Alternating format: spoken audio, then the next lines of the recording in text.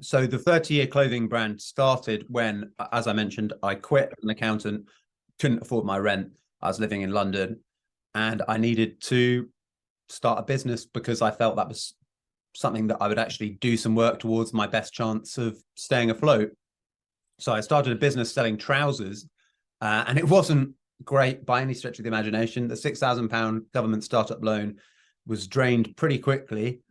And it was kind of make or break. I have to do something that's going to cut through the noise. I have to get some sales. I have to get some traffic. And I thought, okay, well, we've got to come up with a great idea, with a constructive, a genuinely good idea, something that's going to market itself and something that's not going to be too costly. So I thought, I looked at what the media like, because I was going to need to get into the newspapers and on TV to sell my product, because I had no way of doing social media ads. And I hadn't really discovered YouTube and things like that at that stage. So I came up with this idea of a sweatshirt with a 30-year guarantee. So I went over to Portugal. I found a company who'd been making sweatshirts for over 50 years. And they showed me sweatshirts that had been made right at the start. And they were in perfect condition. And so I've said to them, what would be, could we make this the 40-year sweatshirt or the 50-year sweatshirt? But we settled on 30 just to be extra safe. So these were products being made in Portugal already.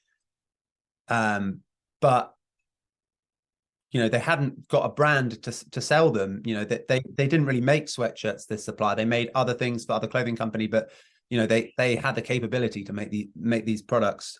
And since then I've worked with multiple different suppliers, but the overriding thing that cut through the noise and got this clothing brand started was saying, I'm going to guarantee my sweatshirts for 30 years to my customers. So you're going to have a sweatshirt that lasts 30 years. In any case, we'll repair it if it needs to be repaired. We'll replace it in the unlikely event that that's needed. But you've got a pledge from us.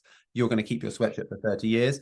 And that simple idea, as innocuous as it sounds, and this was 2015. So I guess there have been a lot more sustainable fashion ideas that have come since then, and all sorts of ones, using like salmon skin and, sustainable, like making sweatshirts out of like moss and, like really kind of like they've got whole labs where they're doing this stuff now.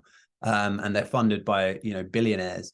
But back then, this simple idea has still continued to work today. So that one idea resulted in this business going in all the papers, on TV. We went over to America. We got offered a shop with no rent for 2 months in London. And it just changed from being a startup in the kitchen, boxing up the orders to myself, to a great business.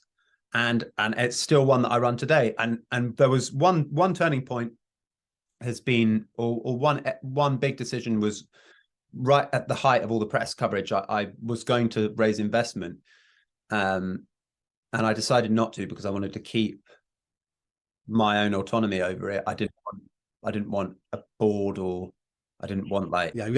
If you can do it without a board, don't get a board. yeah. judging by your experiences, Nick, there's no way of me being a victim of the so-called cancel culture, because there's I have my independence, and my independence has been the thing that, aside from the fact that I needed to make money and I was an incompetent who couldn't survive as an accountant, I also wanted to have the freedom to work remotely. This was long before COVID as well, and everybody wanted to just sit at home doing nothing. I love hard work, but I love to travel and things like that as well. So that's why I wanted to do it. It's not because I may have started from a place of wanting a free ride and to work little. I love work now, and I work all the time. I think one of the things that just jumped out at me then, when you said, you didn't want a board, you didn't want to be controlled. I think part of that probably comes from alcohol controlled you for so many years. You don't want to put your life in someone else's hands now, because you know what it's like when you're being controlled. That's very true. Although at the start, maybe I wanted independence so I could continue getting away with drinking. I think at the beginning, I think that definitely was it, because when you worked to the accountants, when you went to work, you knew there was only so much you could drink and get away with it. But you then realise, oh, if I run my own business, I can be pissed every day. I'm my own boss. No one cares. That might have been part of why you set it up. But once you got over that, and the reason why you're not selling the brand now to some multinational corporate is because you still want control over it.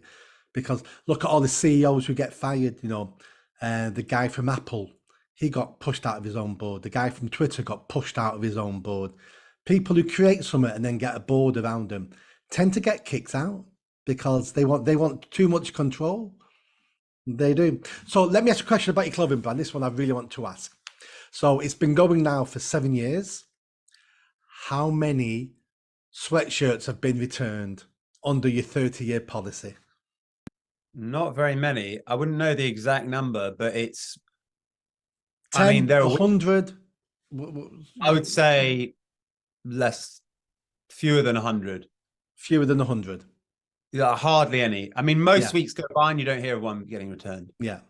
Oh, fantastic. So There have been some return, and I do like that because firstly it shows that they're well made. I mean, they've got a lot of them have a long way to go. It's only been 7 years. Yeah. Yeah.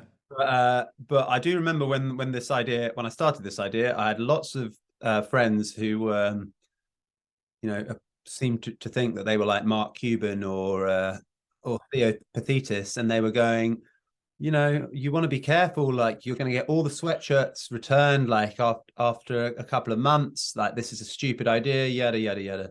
And it turns out that actually they were wrong. Yeah, no, they're wrong for many reasons. So one of the reasons will be they are good quality anyway. So there's your main reason. Another reason is most shoppers are lazy.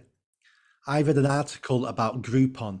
So you know Groupon. Groupon is where you buy a voucher to get it redeemed in a restaurant or somewhere or a theme park, and you buy the voucher off Groupon, and I can't remember the exact figure now, but it was higher than you would imagine of how many Groupon vouchers that are purchased and never used.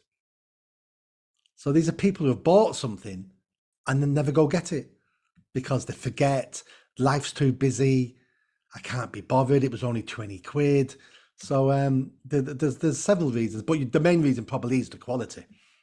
No, but I think there is something in that. Is that if people might forget or whatever. I mean, I hope it's not, because that then they might remember, and then it would be not it wouldn't be as good a product as I think it is. But I think that there's definitely some truth in that, for sure. I think that's very astute.